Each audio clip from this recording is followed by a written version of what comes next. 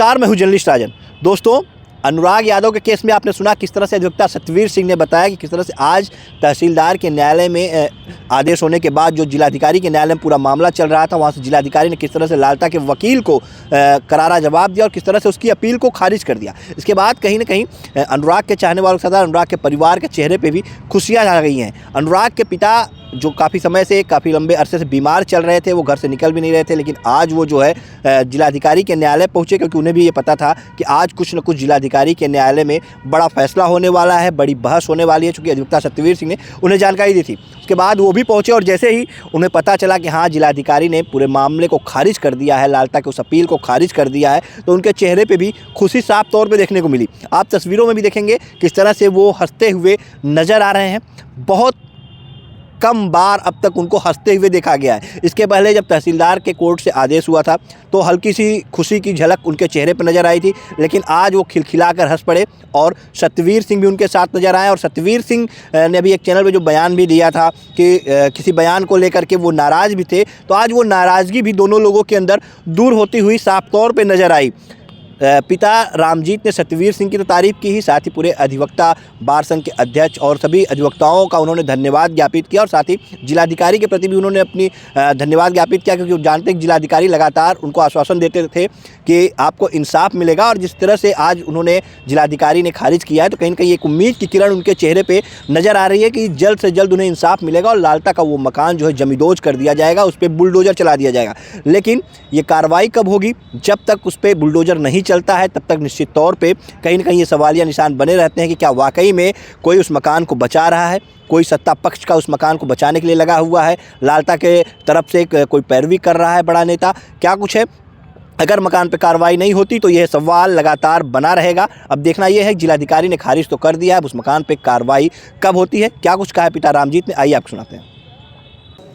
Court आए हुए इतने दिनों बाद आप आए जो है, और आज थोड़ा सा हल्की सी आपके चेहरे पे मुस्कान भी दिख रही है, इस तरह से आदेश हुआ है, कैसे देखते हैं आप इसको? जी, मुस्कान हल्की सी है, क्योंकि जब सत्य की जीत होती है और साथ में सत्यवीर जी हैं तो फिर मुस्कुराना तो लाजमी होता है।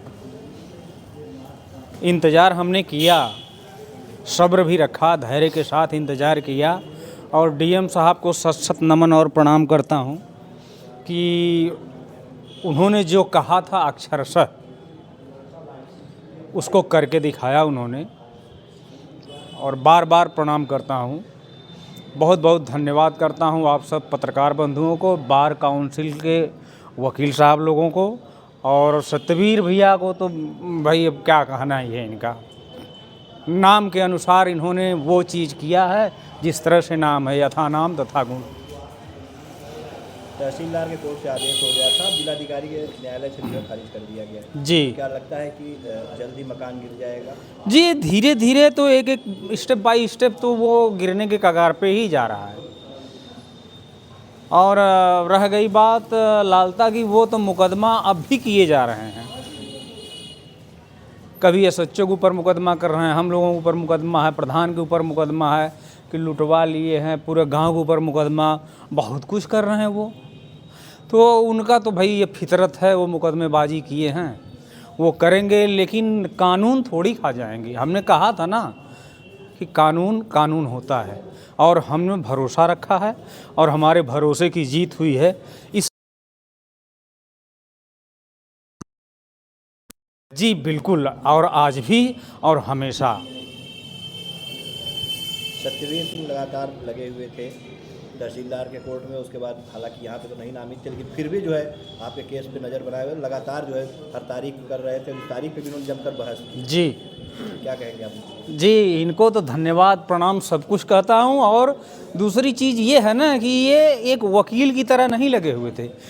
भैया ने हमसे कहा था कि मैं आपके घर का सदस्य हूँ, तो घर के सदस्य को धन्यवाद देना भी उचित नहीं होता। बिल्कुल सही। आज मैं इनकी चाय पीऊँगा। आज बिल्कुल। मैंने कहा था ना कि भाई फीस उस तो लेता नहीं हूँ, लेकिन आज चाय वाली फीस आपसे मैं बिल्कुल मैं बिल्कुल, मीडिया के सामने बोल रहा हूँ। जी जी जी। थोड़ा सा नाराज दिख रहे थे, एक बयान आया था इनका, आप लोग की नाराजगी दूर हो गई? अरे ये चेहरे की मुस्कान देख के आप खुद बताइए, नाराज हैं हम लोग? चलो ठीक है, इनकी जान बची है और ये फिर से वापस आए हैं। जी और भैया। मैं आपको एक चीज़, चूंकि आप कैमरे पे, मैं ऑन कैमरा कह रहा हूँ, कि आपको धैर्य रखना है, जी आपको बहुत ही ईमानदारी से एक ऐसी लड़ाई लड़नी है जो बहुत कठिन है। तो उस लड़ाई से आपको घबराना नहीं है। हम सब लोग आपके साथ हैं, आपके परिवार के सदस्य के रूप में आपके साथ हैं। हमारे सारे बहुत जयमंगल से लेकर जितने भी सारे अधिवक्ता लोग थे, सब आपके साथ हैं। धैर्य मत हारिएगा, मजबूती के साथ। परिवार कुछ की आप बच्चियाँ हैं, माता जी हैं घर पे, आपका पूरा गृहस्थी है, उस सबको मजबूती के साथ आगे ले जाना है और बिल्कुल भी हताश और निराश नहीं होना। जी बिल्कुल अक्षरशः पालन करेंगे हम आप लोगों के सजेशन का। जिलाधिकारी से मुलाकात करेंगे कि जल्दी जी जी जिलाधिकारी साहब से मुलाकात हम करेंगे, लेकिन आज नहीं, पूरे परिवार के साथ आएंगे और धन्यवाद प्रणाम करके तब जाएंगे।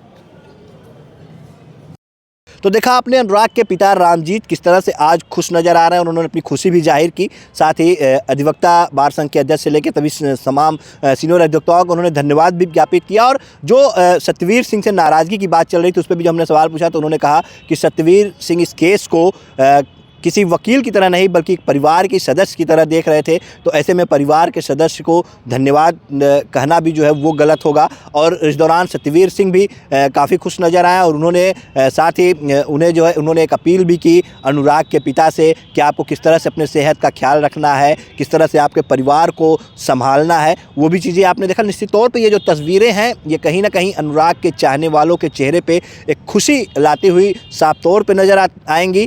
किस तरह से अनुराग के पिता खुश नजर आ रहे हैं, किस तरह से अधिवक्ता सत्यवीर सिंह खिलखिलाते हुए उनसे बात कर रहे हैं। इन दोनों लोगों की बातें भी आपने सुनी। आपकी क्या राय है इस पूरे मामले को लेकर के? जिस तरह से तहसीलदार के कोर्ट में पूरा मामला चलता रहा, एक लंबा समय लगा, 1 साल का समय लगा, लेकिन वहाँ से अनुराग की जिस दिन हत्या हुई थी उसके 2 दिन पहले एक आदेश आ जाता है और फिर जिलाधिकारी के न्यायालय में ये मामला चलता है और वहाँ से भी साल 2025 के जाते जाते ये अपील को खारिज कर दिया जाता है। हालांकि लोग ये सोच रहे थे कि शायद ये साल भी बीत जाएगा और जनवरी में तारीख पड़ेगी और जनवरी में हो सकता है कि उस पर जिलाधिकारी कोई सुनवाई करें। लेकिन जिलाधिकारी जिस तरह से अभी तक इस पूरे केस में बैठ ही नहीं रहे थे कोर्ट में और तारीख पे तारीख पड़ जा रही थी। जिस तरह से अधिवक्ता लोग जो है हड़ताल किए हुए थे, उसके बाद जो है तारीख पे तारीख पड़ रही थी। लेकिन आज जब जिलाधिकारी बैठते हैं तो पूरे मामले को लेकर के वो कितने गंभीर नजर आए, यह भी अधिवक्ता सत्यवीर सिंह ने बताया था कि किस तरह से जिलाधिकारी ने लालता के वकील को फटकार लगाई और उन्होंने कहा कि पूरा मामला मेरे संज्ञान में है, मैं इस पे कार्रवाई करूंगा। और उन्होंने तुरंत जो है उसकी अपील को खारिज कर दी। तो जैसे ही जिलाधिकारी बैठते हैं और उस अपील को वो खारिज कर देते हैं तो साफ तौर पे ये लगता है कि जिलाधिकारी भी चाहते हैं कि इस परिवार को